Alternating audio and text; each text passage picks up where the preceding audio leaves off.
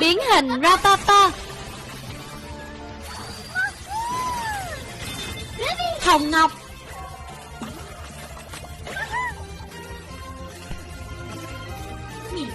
Miracle Magical kim cương tỏa sáng.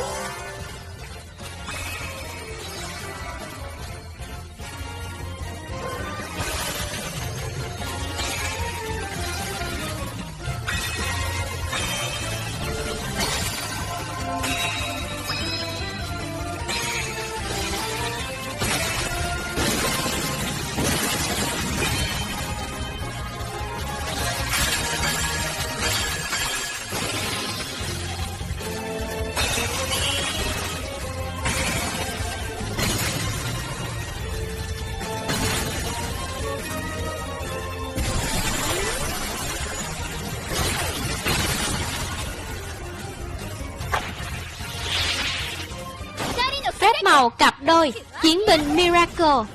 Phép thuật cặp đôi, chiến binh Magical. Chiến binh phù thủy xinh đẹp.